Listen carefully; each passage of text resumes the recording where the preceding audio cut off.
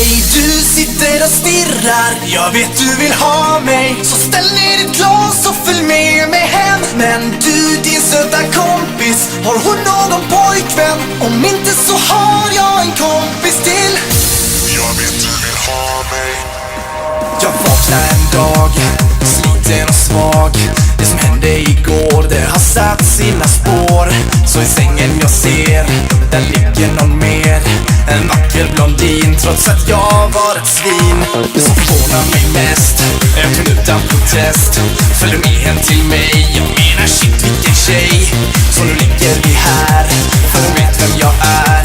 Och det blir ganska så lätt när man gör på mitt sätt. Han sa: hej, du sitter och stirrar, jag vet du vill ha mig. Så ställ ner ditt glas och följ med mig hem. Men du, din söta kompis, hon någon pojkvän? Om inte så har jag en kompis till.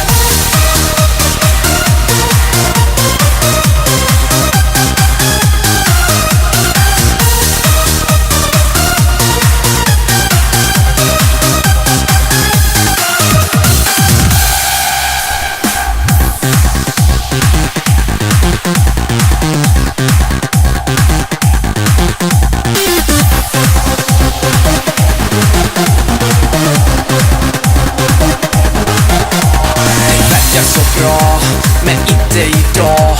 Hon var ju så på och det kan jag förstå. Men nu glömmer vi det, så lätt som det är. Jag tar på mig och sen skickar jag henne hem. Han sa: hej, du sitter och stirrar, jag vet du vill ha mig. Så ställ ner ditt glas och följ med mig hem. Men du, din söta kompis, hon någon pojkvän? Om inte så har jag en kompis till.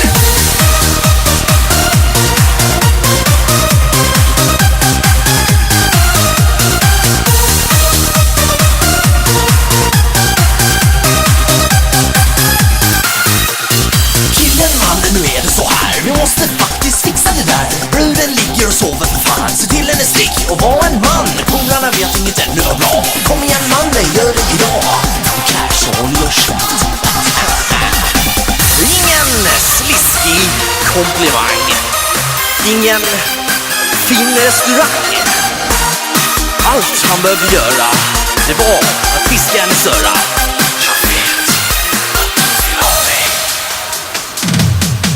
Han sa: hej, du sitter och stirrar, jag vet du vill ha mig. Så ställ ner ditt glas och följ med